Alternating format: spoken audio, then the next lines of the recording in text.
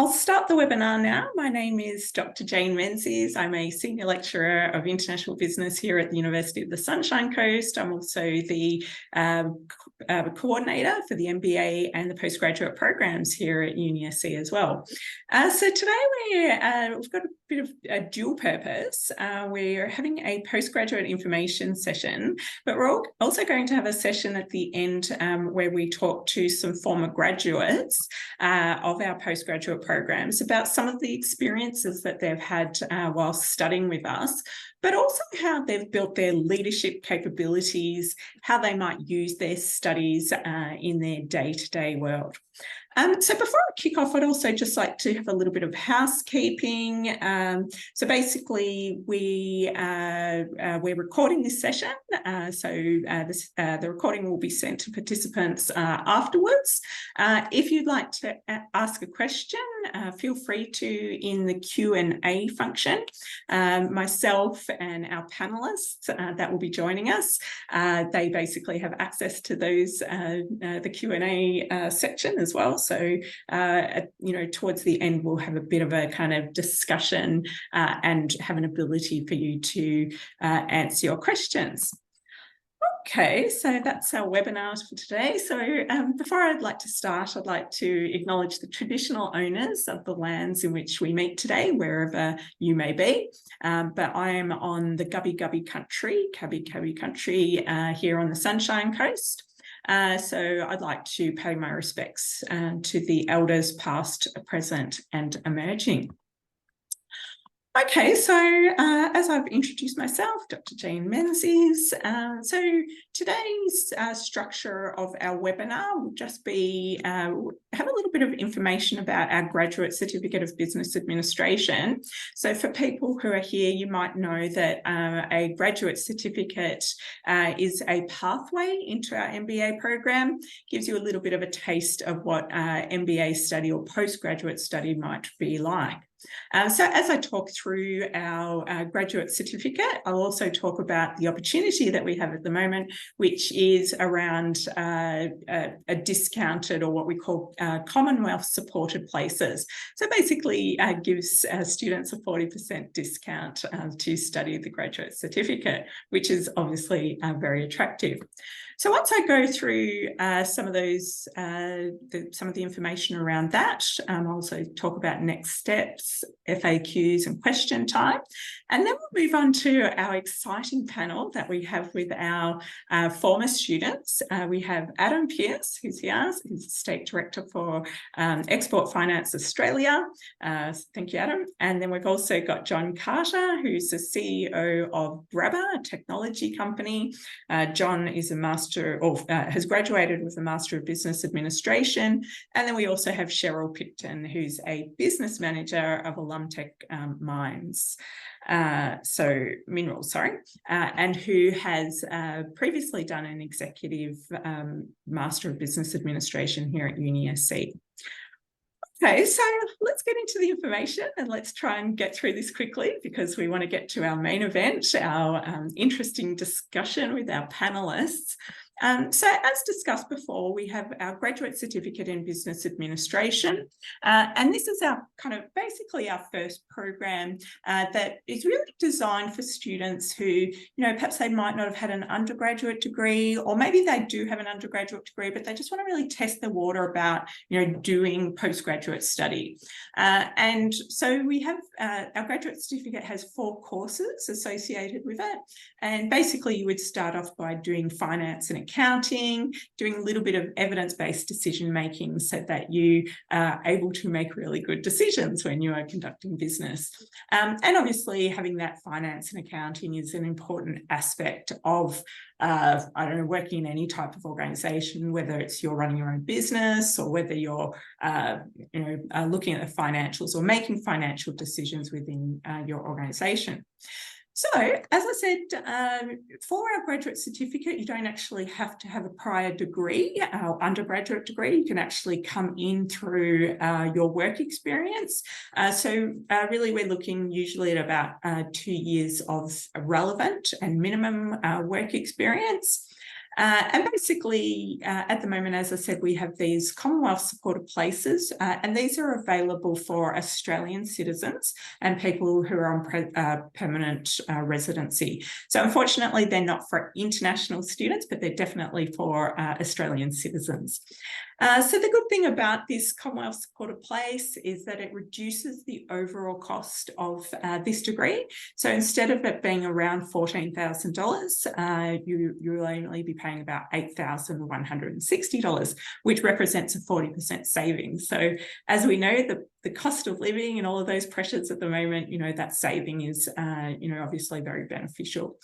So some of the good things about this graduate certificate and the courses is that you can do it 100% online. And actually, I think some of the students or former graduates that we have here today, they would have studied online with us. But you can also do it on the Sunshine Coast or even at our Moreton Bay campus, which is north of Brisbane. So there's some benefits there. So as I said, our Graduate Certificate of Business Administration is really just a pathway into our MBA. So you can go, well, I'm going to do this grad cert and that's good. I've finished it and I'm going to graduate. Or you could then keep on progressing into our graduate diploma in business admin or just move straight into the MBA. So basically each of those parts of or the pathway, you do 4 courses to start off with, then you do another 4 courses to get the graduate diploma, or do a total of 12 courses to do our MBA. So, really it's a bit of a test. You're finding out whether study is for you. Are you enjoying it? Is it helpful for the types of things that you're doing in your workplace or in your business? Okay, so often people will enter into the graduate certificate because they do want to do the Master of Business Administration. And as you'll see, there are some similar courses that were in the grad cert. So evidence-based decision-making and finance and accounting, you would have already done them if you did the grad cert. So that's part of the MBA. And then you have 4 other what we call required courses that you would need to do. Okay, so basically, as a result, you have a total of 6 required courses that you have to do for the MBA. And then you get to choose elective courses, and they can either be in a specialty or in what we call a study area. So it could be in like global business or international business, which is kind of my area and Adam's area as well. You could be doing entrepreneurship, you could be doing accounting and finance, or a bit of marketing and so on. So that's the kind of basically our MBA and our grad cert. So our MBA entry requirements. So often we're looking for an undergraduate degree. So hence why if you come in through the grad cert and you don't have that undergraduate degree, you can then upgrade on successful completion of that grad cert. So for the MBA, you have to have an undergraduate and also have at least 2 years of work experience and an appropriate level of English proficiency. I can see a bit of a question. Okay, so I'm just going to answer this question at the moment while I've got it up. Can you combine MBA with other disciplines like HR or psychology? We do tend not to have very strong HR subjects here. We do have a psychology program at the University of the Sunshine Coast. It might be, I think it's a bit difficult because often our psychology type of courses, they actually require you to, be enrolled in that program and have certain, not certifications, but yeah. So in some ways, it may not 100% be possible to do courses there. But certainly, I mean, as another idea, you could look at other opportunities at other universities. So you could still be doing our MBA here, but maybe do a HR course at another institution.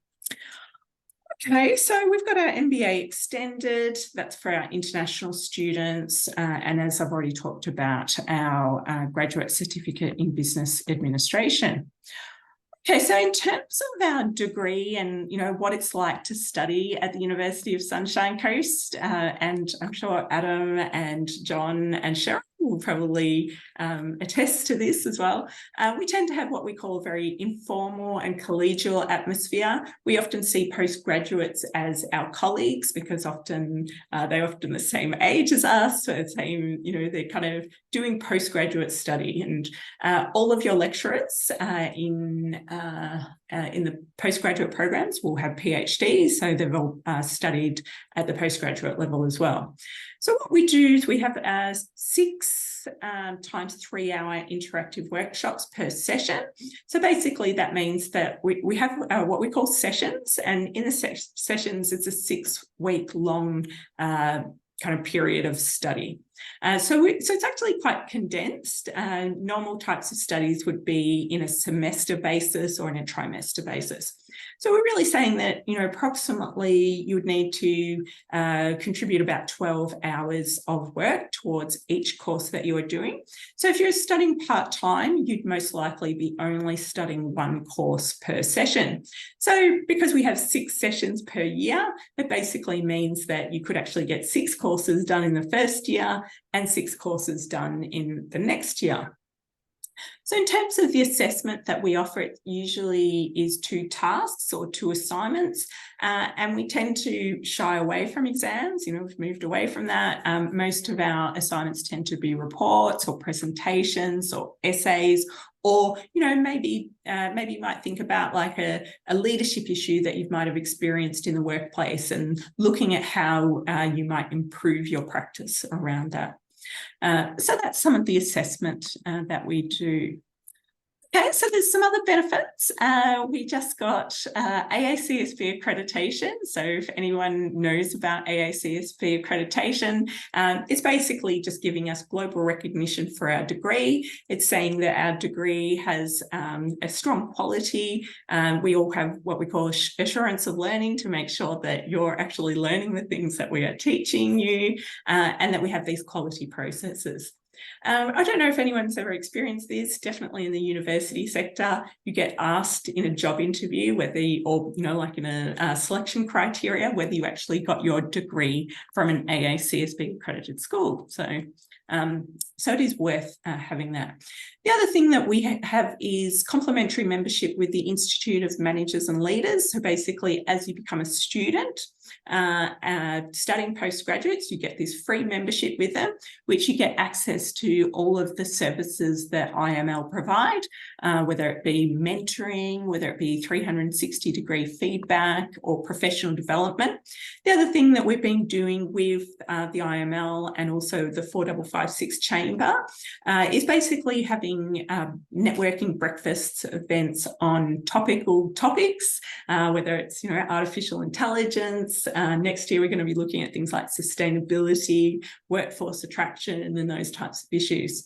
So the other things, other benefits, and we were just talking about this before we came on to the webinar, is our international study tours. So we've just got back from an Indonesia trip in 2023, and next year we're thinking of Korea in 2024. So why do we do these international study tours? We're really just trying to, get a bit of an understanding of doing business in foreign countries, which you might not get, just on your normal everyday thing. So the final other benefit, this is the benefit that I always see, why study at the University of the Sunshine Coast? You get to study on the beautiful Sunshine Coast or Moreton Bay region and interact with our entrepreneurial business community. Okay, so these are just some of the, how do you apply for our postgraduate programs here at UniSC as a domestic student. You can jump onto our website at usc.edu.au and click apply on the program. You can then go into creating an account, uploading your supporting documentation and lodge, and you're done. So it doesn't tend to be too difficult. If you've got all your documents there, you should be able to easily get that done. And then this is also for our international students. Sometimes that can be a bit more complex because often for international students, you might need to get the assistance of an agent in the foreign country that you're in. But again, there's some processes for doing that there. Okay, so want to know more, you can explore our graduate certificate of business administration and other programs on our website. So we specify all of our programs and, all of the courses that are a part of it, our entry requirements, all on our websites. But also you can book a time with me anytime. I'm happy to meet with you and, provide you some advice on, Okay, now I just wanted to quickly go to a question by Greg, and he's just basically asking, is all required courses and electives available in all sessions? No, they're not. So basically you get a study sequence so we sit down and go, if you start in session 1, that basically means in session 1, you'll do this course, in session 2, you'll do that course, and so on. So basically, usually we'd probably have at least 3, if not 5, if not 6 courses that are available each session. But Greg, if you'd like, I'm happy to sit down with you at another time and just show you how the sequences work, because they're actually on our websites as well. You can basically just go in and it shows you what that looks like. Okay, so now to our exciting part with our panels of speakers. So all of the people here today are former students who have recently graduated, and Cheryl may like to tell us when she graduated, but definitely Adam and definitely John graduated in the most recent graduation in September. So they're nice and fresh from studying here at UniSC. So I wanted to give my first question to Adam Pearce, who's the State Director for Export Finance Australia.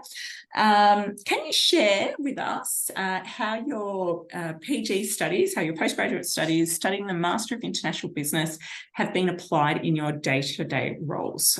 What do you still use today?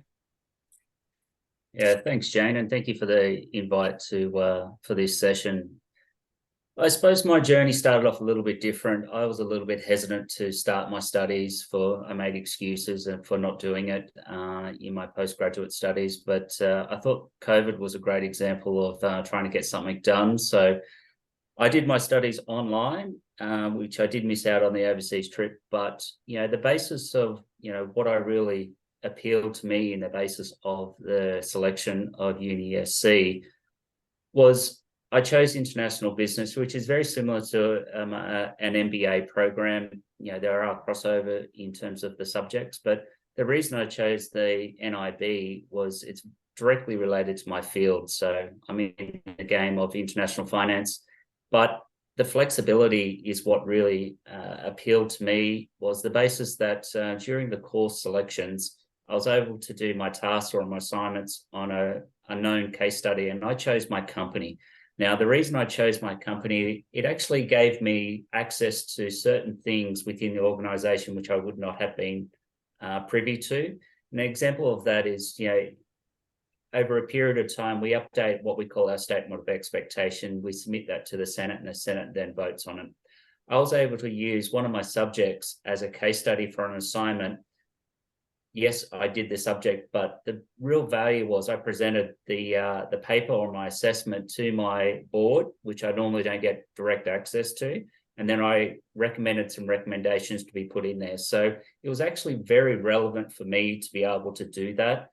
It provided, the basis of ongoing access to information and leadership forums, which probably I wouldn't have been able to get if I didn't complete my NIB or my PG studies. So for me, I think the most important thing was the flexibility of picking subjects, within the path that you go down, but more so being able to, on your assignments, being able to pick the company that you're interested in that is relevant to your actual day-to-day role.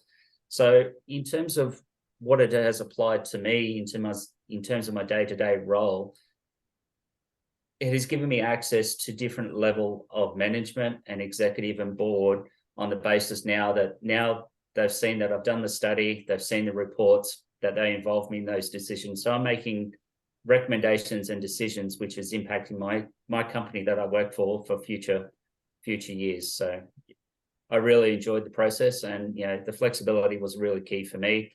Applying the research disciplines, I think, is really important. a lot of my role involves certain aspects of research and going to which country, lending to companies. The discipline you learn from doing the studies, I think, is really important. So, postgraduate studies was something that I wanted to do, and I really enjoyed the time frame. And I'll touch on a few of the other points a little bit later on. But for me, it was the flexibility and the research disciplines, Jane. Oh, thank you, Adam. That sounds really interesting. And it's good that you were able to do the case study on your own organization. And that's the point, isn't it? Applying what you're learning and, applying it to your own company as well. So. Mm-hmm. Okay, so thank you. So off to John Carter, CEO of Greva, and I had the pleasure of teaching John last year. John was an excellent student who had always contributed to class discussion, had great perspectives. Do you think your studies have helped or shaped a turn in your career? Has it helped improve your career? Can you share with us what it's done for you? Yeah, so thanks for the kind words, Jane. It was funnily enough, it's one of the courses that I find myself using the most currently, which is really pertinent and timely. But I think certainly I'm a reasonable example of growing my career while I studied. In our current business, I've had 2 promotions throughout my studies. Which is quite interesting. And, you could argue that those promotions didn't necessarily translate from the postgrad, but the postgrad study certainly prepared me for those next roles and to take those next steps. And if you're not performing well, you obviously don't get promoted. So I think a lot of what I learned throughout my studies gave me the ability to look at my business internally, very much like Adam applying the learning to our business. So it gave me a different lens to look at how we do things and apply some of those learnings or some of the course content in real time, which then has gone on to help me build a career and find myself now, currently implementing a lot of what we've learned in the role of CEO. An example of a real-time application as we currently stand is we've been working through a capital raise process for quite some time and working closely with a private equity firm. So things like international strategy and integrated marketing sort of strategies, country attractiveness analysis, and understanding country entry methodologies. All of those things are unfortunate enough that I get to implement and play with in real time. And our business is thriving, I think, on the back of a lot of that strategic work, and certainly looking as though we're going to have a reasonably successful capital raise process. And that a lot of that is because I've been armed with the tools to engage in those conversations and to lead the business forward strategically, with confidence through what I learned at UniSC. Excellent. Okay, thanks, John. All right, so off to Cheryl Picton, who Cheryl did an executive MBA. Now, we don't actually offer the executive MBA anymore, but Cheryl is a great example of a student who, I think you wrote to one of our colleagues saying my EMBA keeps on giving or something like that. So that's exactly what I said to Rieta. Yeah. Yes. So we like to share those stories. So my question is, can you give us a little bit of background about your business and then explain how your MBA has helped establish your business and further developing it? Okay.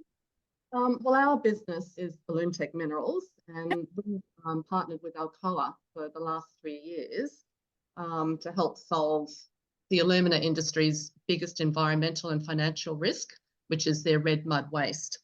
So there's over 5 billion tonnes of red mud produced or in the world at the moment, stored in dams, tailings dams. Alcoa produces about 2 million new tonnes of red mud every year that goes into these tailing dams. So we've developed a process to turn this risk into an asset.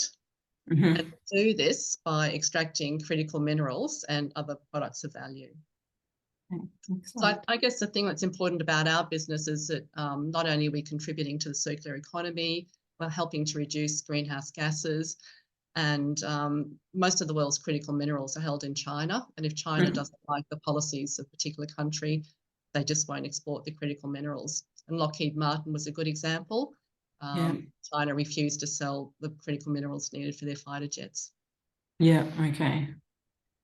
So in terms of how the EMBA has helped establish our business, I actually enrolled in postgraduate studies because I'd finished my undergraduate business degree in the 1990s, and I really wanted to build an update on the knowledge that I'd learned. And I was very aware that common business practices had changed. For instance, in the 1990s, we didn't do anything on innovation and entrepreneurship. Yeah. And also back in those days, the thought was, good business practice was to do with what you do best and don't deviate. But now we know that if you don't innovate, you're probably going to become obsolete. So I guess the things that I most got out of the EMBA was basically upgrading my business skills and developing the confidence to take risks and to make decisions without being too concerned that, we were moving in the right direction. So I guess having done the study just really helped to develop that confidence, because as a startup business, we had some very risky decisions that we had to make, and you never know how they're going to go. And it can be quite lonely when you're in a very small business, with limited expertise, so to speak. In terms of whether the MBA is still helping me develop the business, yes. So as part of my study, as Adam said, he did a lot of study based on his business. So as part of my study, I actually did a lot of my early work also on Olymtec minerals. For instance, as part of the program, a business startup was part of the EMBA. So I did a lot of early work, such as a feasibility assessment. And a lot of that is still continuing in business today as we make decisions about who we're going to partner with, where we're going to get the finance, all the critical thinking and problem solving, the risk assessment, the entrepreneurial skills, and understanding the market dynamics. All of that is very relevant in our day-to-day business at the moment. Excellent. Yeah, thank you, Cheryl. Okay, so a general question, and often a person might be thinking about study, but they're sort of a bit anxious about it, and they're a bit like, how am I meant to manage study? And plus, we've got postgraduate students who are usually older than undergraduate students, who often have family, they've got work, they've got a whole range of other commitments. How do we manage, or how did each of us who's on this panel manage those various commitments? What were some of the strategies that you use? So perhaps I might ask Adam first, and then we'll move to John. Yeah, thanks, Jane. I think when you're embarking on a journey, and postgraduate study is a journey, there's going to be tougher times, there's going to be some harder subjects, there's going to be some easier subjects, but for me, it was about having that open, honest conversation with my place of employment, with my family, with my network, telling them exactly what I'm looking to achieve and the why, so they actually have an understanding. I think the communication is really key with your network, because it is a time sensitive sort of program where there's 6 weeks that you can't fall behind. You need to, be on top of your readings, be well managed with your tasks. So for me, it was about, when I got a subject, I would talk with my family and my workplace and say, well, this is the schedule. I've got 2 tasks. They're due in this week and this week. So the week leading up, I'm going to be potentially a little bit stretched. So I am working full time as well. And I have a lot of community activities that I do as well. So I had to advise them that I was unavailable at times. But, it is worth it. For me, my biggest challenge was my wife, getting her on board, saying that, hey, this is going to benefit us in the long run, but also, make us have a better life going forward. But just so she's on board and understanding the basis that some weekends I'm just not available, because, if you're going to make a commitment to do this continuous learning program, whatever subjects you do or degree, it is an investment in yourself. So I think it's really important to have that clear barriers and understanding with your network so that everyone's on board. That's how I managed it anyway. Okay, excellent. And John, what about yourself? So yeah, I think Adam, Adam's a tough act to follow up. He sums things up so well. I think he's exactly right. It certainly, for me, it came down to, it was a team effort. And had the commitment of family, and certainly was really transparent with my workplace. I wrote down the things that happened through my course of studies. Was I wrote in some numbers: one pandemic, 2 babies, Yes. 1 puppy, 2 promotions, and nearly 4 years as a C-level executive. So you just learn to start to integrate it in and around your life and the people around you. If you've got that support network and people are on board, certainly that's easy enough to do. And it to Adam's point, it's a real investment in your time. But I genuinely think it's highly rewarding and absolutely worth it. That return on investment long term is significant, and it's just you've got to be committed early days. We've all touched, I think, a bit on the flexibility of the program and the study, and that was one of the things that I found really, really helpful. And Jane, you touched on it when you said, we're all similar ages. I found everyone that conducted or facilitated a course, our lecturers, everyone's really understanding. They're all human beings too. They all have families. They all have lives outside of UniSC. It was very down to earth, and the ability to, I guess, engage. And then at that session-based study as well, there were times where I needed to take a session or 2 off because I had a baby arrive or we had something happening. So that flexibility to make sure that I could plug in and plug out, as I needed, was really helpful for me. And that was certainly, I think, pivotal to my success. Yeah. So as John points out, even though there might be sequences of courses that you have to do, you can always take a session off, or sort of stay away for a few months and then come back at another time when you need to. What about yourself, Cheryl? How did you manage these various work commitments? Well, I guess I was probably had a lot more flexibility because we were working, well, it was our own business and we were in startup phase at that time. So there was a lot of work happening in a laboratory and not a lot for me to do. So I had a lot more flexibility than I guess many would. But just some practical things that I know when I was doing the EMBA that were useful for me. And they're probably things that most people have heard before, but you've got to be well organised. And I know that with this course that there's a number of start dates. So if you've got children starting school, for instance, you probably wouldn't want to start in January. Pick a date with your life and you work a bit better. With the assignments, I mean, the thing I found really useful was at the start of each semester, really understanding what the assignments were right at the start. And then as we went through the lectures and, the readings, always keep in mind that you were looking for information that could help you. Yes. And of course, don't do what we all do, leave your assignments to the last minute, because that definitely creates a lot of stress in your life. And put all your dates into your calendar straight away. And also budding up, getting study groups and supporting and sharing. So I know some students are very competitive and they don't want to help, share really great journal articles.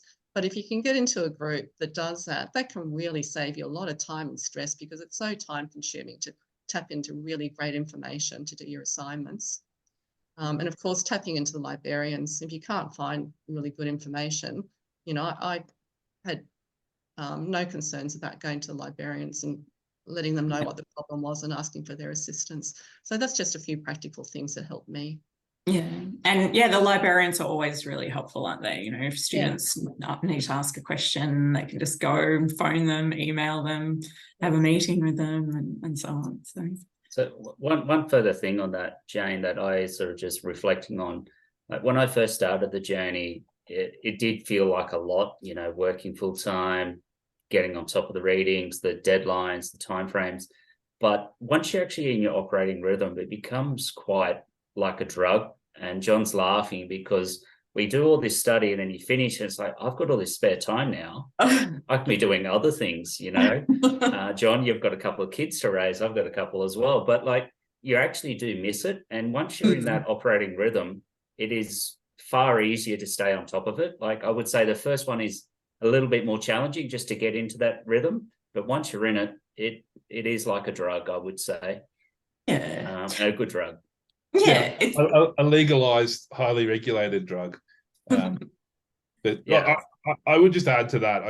I think it's really important to add that it's often until you're achieving something, you don't realize what you're capable of. And that was one of the things I certainly took out of this. A lot of people stood by, scratched their head and said, how are you doing this? It's such an achievement, but once you find your feet and you find that rhythm, it's very much achievable. Yeah, yeah, definitely.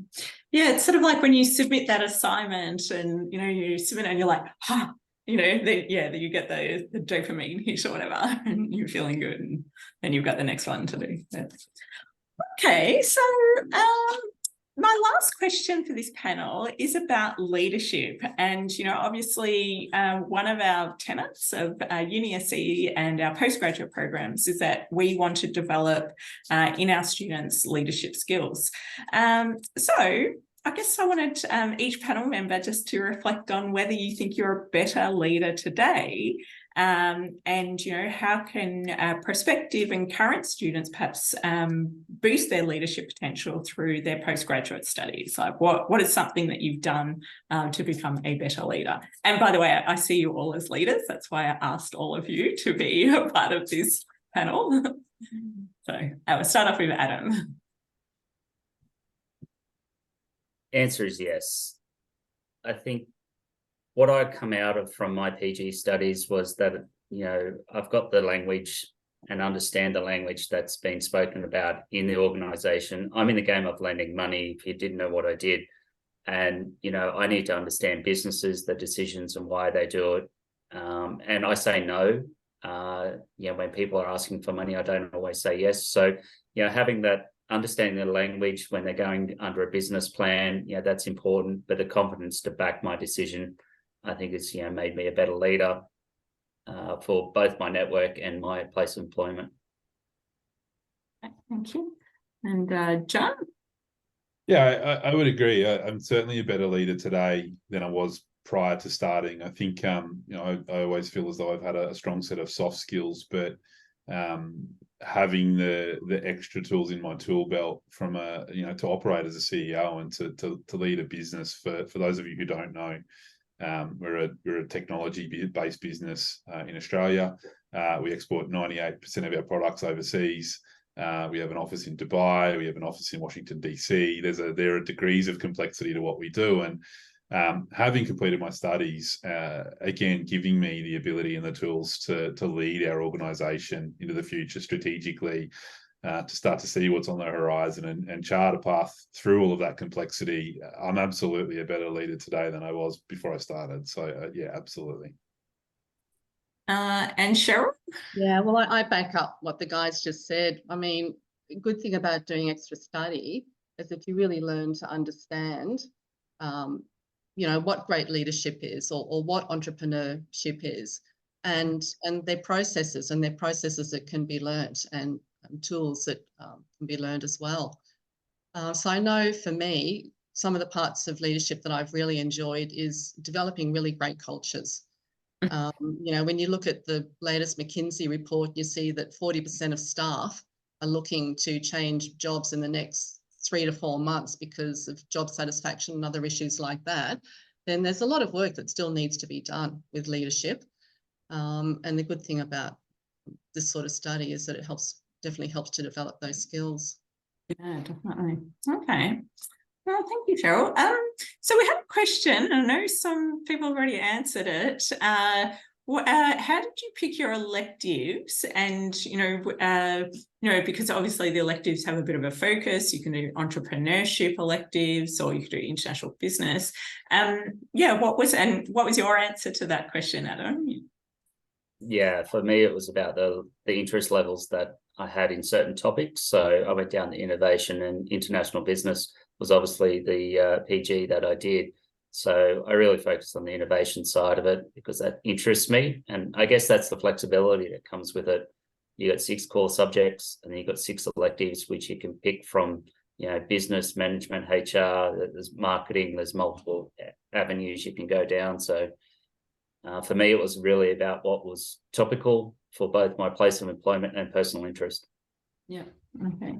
And yourself, John?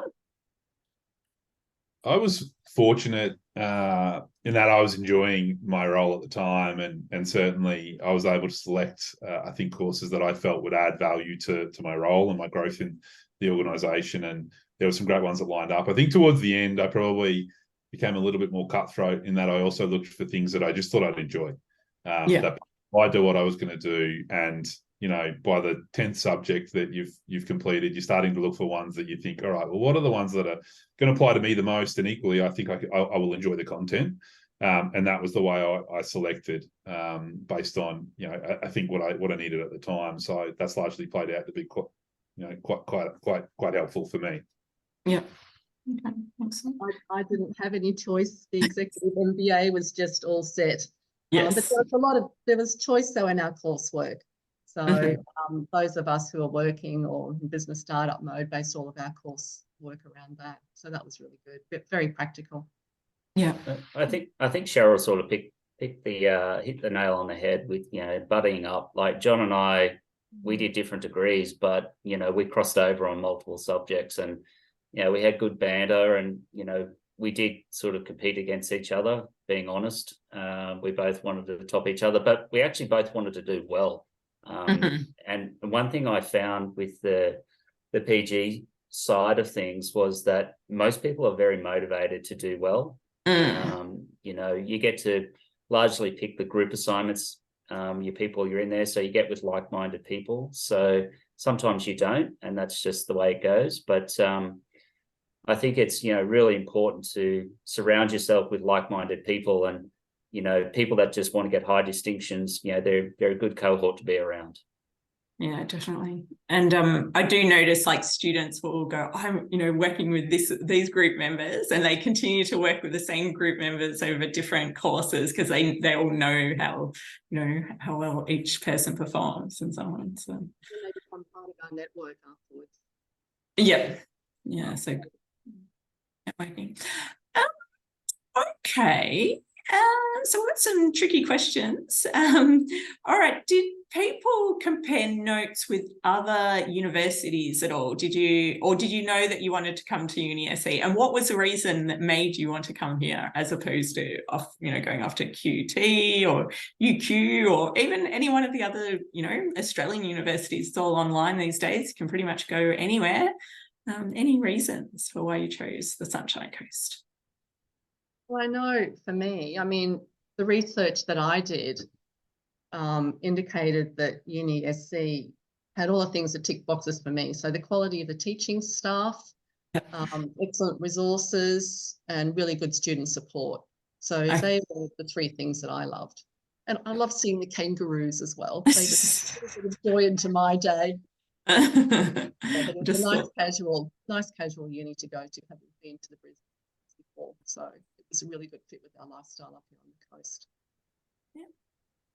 And John? I would say I'm not a typical CEO, and I tend to not do many things typically.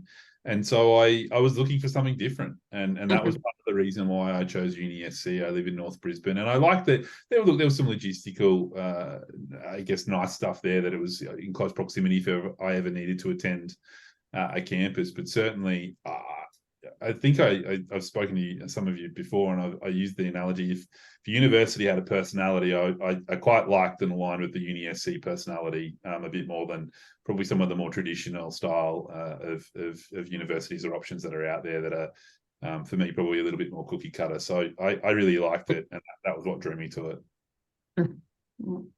And what about yourself, Adam?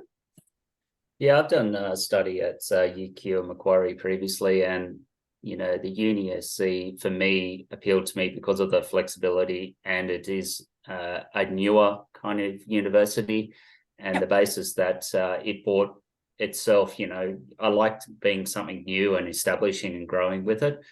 And I'm a firm believer that you support the community that surrounds you. And, you know, I live in the Sunshine Coast community, so I really wanted to support, you know, people where, you know, jobs are employed. So that was, you know, major reason. And I didn't have to go to UQ or Macquarie or any of those other ones, or Sydney. You know, I really just liked the basis that you could have the flexibility. It was local, and it, you know, I love being part of something that is new. Excellent. Okay, that pretty much wraps it up. We do have a question about enrolments for 2024. That's always an interesting question because it's kind of, it's pretty fluid. So people finish, then they start, then they finish. And so at any given time, if I download the list of current enrolments, it could be 200 people in that are here, but that might not necessarily translate across to, you know, how many people might actually do a course. So you might have, I don't know, there's a few courses that will be running in session 1. You might have like 30 people in it, 40 people, that kind of numbers. But as I said before, you know, the courses run online, face-to-face at Sunshine Coast and also at Moreton Bay. So depending on which mode you're doing as well, you might have 8 or 5 people in the online. You might have a couple of people at Moreton Bay and then maybe, I don't know, 10 or 15 at the Sunshine Coast. So a bit of a hard question to answer. Unless there's any other questions or anything else we wanted to say, everyone's pretty happy. All right, well, I'll wrap it up then. I just wanted to say thank you so much to our panelists who gave up their Tuesday afternoon to come and speak on behalf of the University of the Sunshine Coast and our postgraduate programs here. You know, our students and our graduates and our alumni are testament to the quality of education that we provide. And we're obviously very proud to have such, you know, wonderful graduates and alumni that have studied here. For the audience, I hope that you found it insightful. I hope that, you know, it, you know, kind of drives your desire for wanting to study, you know, to help improve yourselves and to, you know, build up your capabilities and capacities and so on. So just wanted to say thank you to everyone.